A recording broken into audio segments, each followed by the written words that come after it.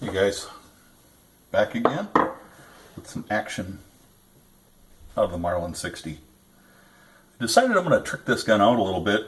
I'm going to do a few tricks to smooth things out, clean them up real good,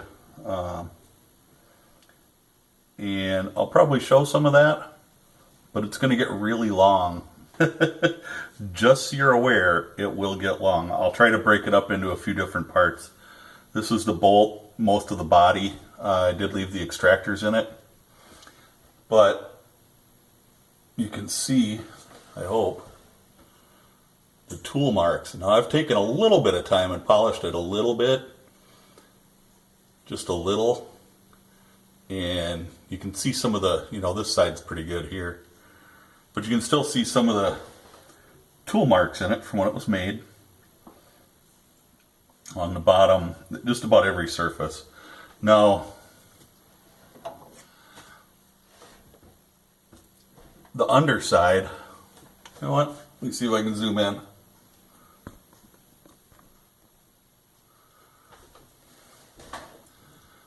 The underside, this rounded part here, right here, is what cocks your hammer.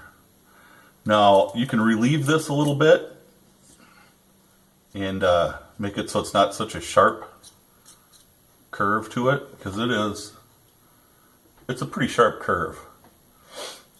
Use a safe file. Remember we talked about those before. The safe file wouldn't have any teeth on the sides of it, just on the main cutting surface. But use a safe file. If you don't have a safe file, don't do it. Don't do it if you don't have the tools to do it correctly. Other than that, I'm just going to smooth the bolt out, get rid of some of the machine marks. They're really bad in the top, and the top rides on the rails inside the receiver. Rides on these rails in here. Yes, I took the barrel off. Don't do this at home. I don't condone taking off the barrel unless you really know what you're doing. If you really feel the need to get the barrel off, take it to a competent gunsmith to do it for you. There was a lot of dings and stuff in this receiver that I wanted to clean up, especially around the ejection port. Up here there was a big dent. I just wanted to clean some of that up. As soon as I decided to trick this out, I said, let's take the barrel off and really do a nice job on the receiver. So, that's where that's at. I did put this all back together. Zoom back out here. I did take and put the rifle all back together into the old stock, because the new stock is still drying. And I took it out to the range, and I shot that group with it. I sighted it in first. That's a 5-shot group. 2 here, 2 here, and 1 over here. And that group measures 1 inch and 5/16. And that's with Winchester Super X. So I haven't even toyed around to figure out what ammo is going to work best. The Super X is what I like to use for hunting. Tends to make squirrels stop moving real fast. But, that's easy minute a squirrel accuracy. And that was all shot offhand with open sights. So if I put a scope on it, it's going to be that much better. But I'm just going to, the top of the bolt, and the sides, and the bottom, all ride against other mating surfaces. Here in the bolt, it goes, it moves back and forth, and I can feel it not moving smoothly. So I'm going to polish that up, make it move, operate smooth. I'm going to take the serrations off the trigger. It's that or get a trigger shoe, and I'm not a fan of trigger shoes because they're too wide for me. I like the narrow triggers. So I'm just going to take the serrations off it. The rest of the action, I ran 80 rounds through, or 90 rounds through this, and it functioned flawlessly, so it was perfect. I can't complain. It's hung up on the 5th round, and nothing after that. So, and everything works exactly as it should. So I'm going to keep going with this, and I'll show you a few places where you can trim a little material, clean up the stuff, and just make things work a little smoother. There's a lot of moving parts in here, and we're just going to make them move smoother. That's all. So I'm going to pop this back apart, and I'll be back in a minute. Alright guys, got it all tore apart. See the parts? Okay. Well, let's leave it down there. So like I said, I'm going to smooth out all the sides of the bolt. I am going to take a really fine file, and I'm going to probably go through here in the firing pin channel. And just to get, there's some rough edges in there. I can feel them if I run my fingernail through there. So I'm just going to take the rough edges out. I'm not going to be removing any material in there. Just to make my firing pin run a little smoother. I did take my firing pin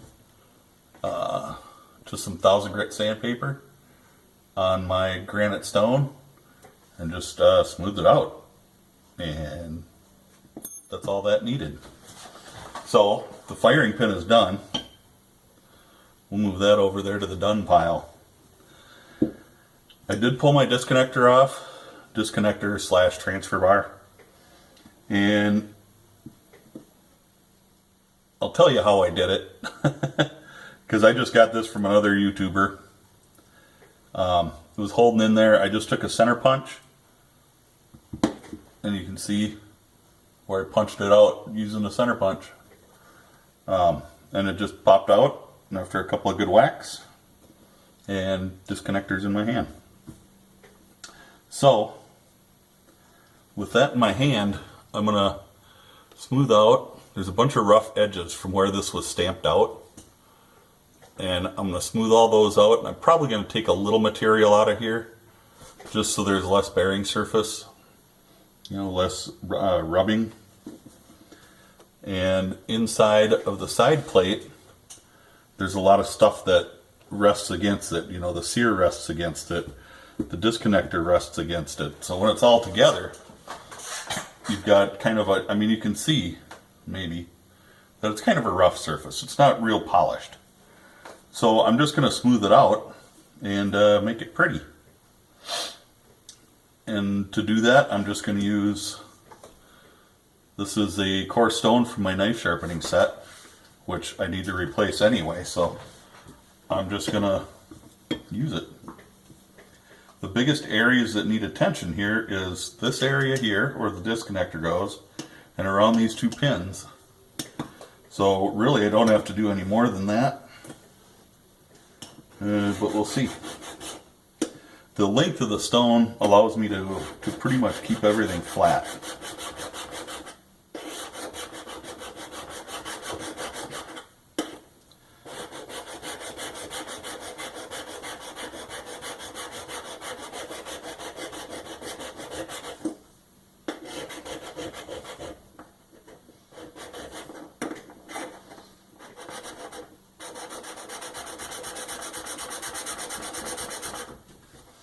And the longer area you can work on, the flatter it'll stay.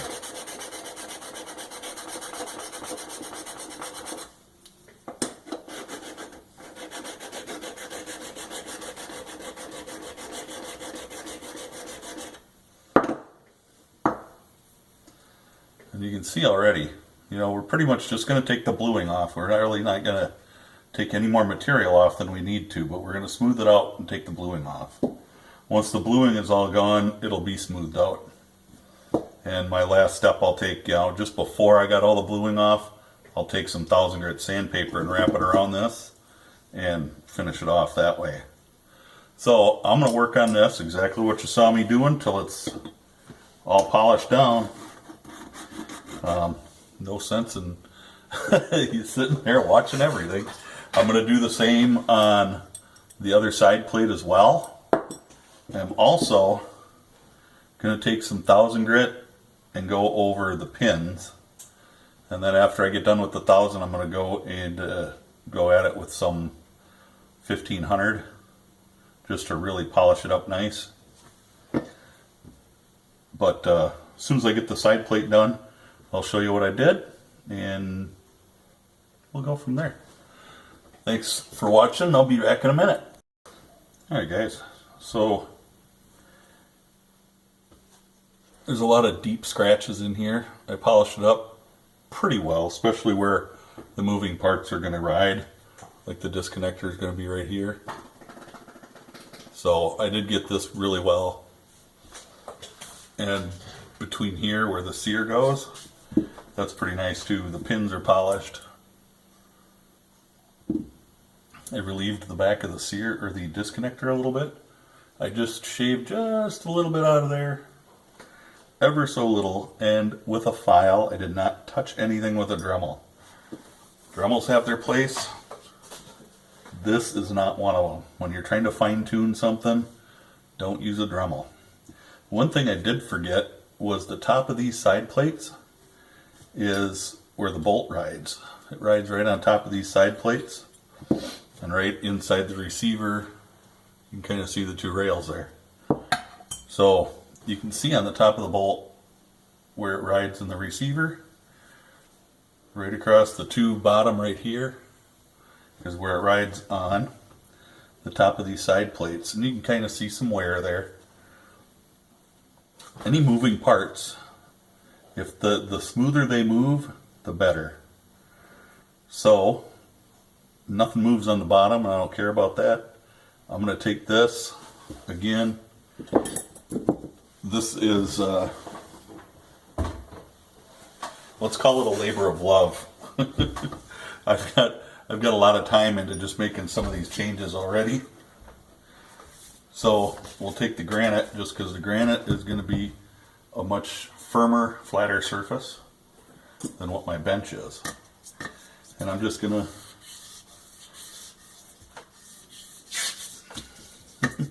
try to hold that down, move it a little, and then I'm going to look and make sure that I'm trying to apply even pressure. And I'm just going to move it a little, check it, move it for a bit. This is 1000 grit sandpaper. I'm not trying to hog it all off, because that is not what we're looking for. I could chuck it up in my vise, my little pan of ice, and take a file to it, or a stone, and it would probably come off a little quicker. But it really doesn't matter that much. I've got time. I want this particular Marlin to run smooth as butter. You know, the reason I took the receiver down is I think I'm going to take it and get it powder coated. But really, the way it is right now, I could spray some, you know, high temp paint on it or whatever. Some kind of paint. And it'd stick and it'd be all good to go. But I think powder coating is going to be the way to go. The powder coating should look cool. I may even do it a different color.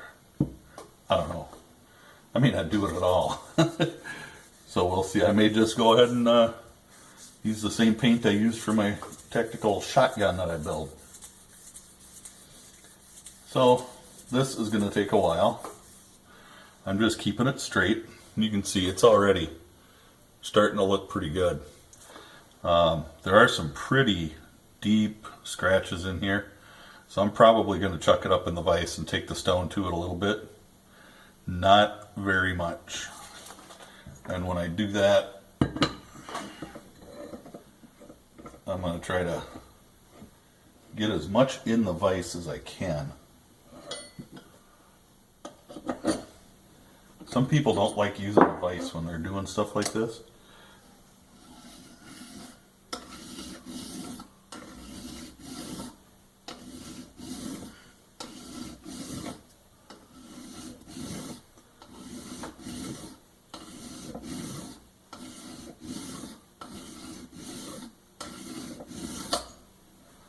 And now it's getting down there pretty good. I'm going to take some Sharpie on here because I want to make sure I'm keeping it all flat.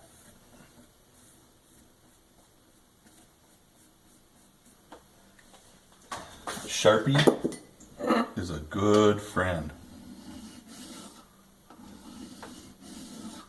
And I'll know because all the shiny areas now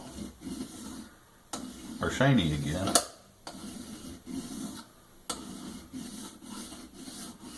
Don't try to go too fast. It's not a race.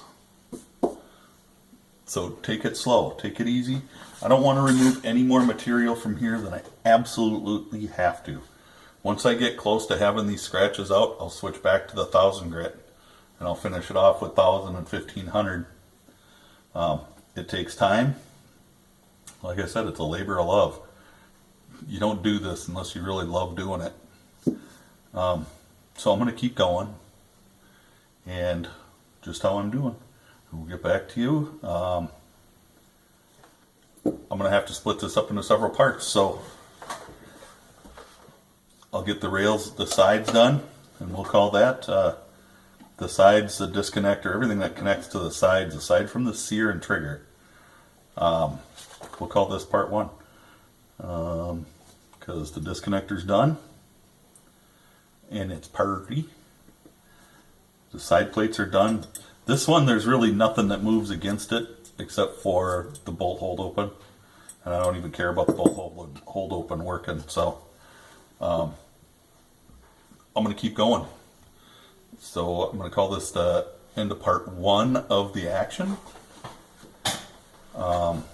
This is actually going to be a whole series on this whole little restoration. So stay safe, God bless, and we'll catch you in the next part.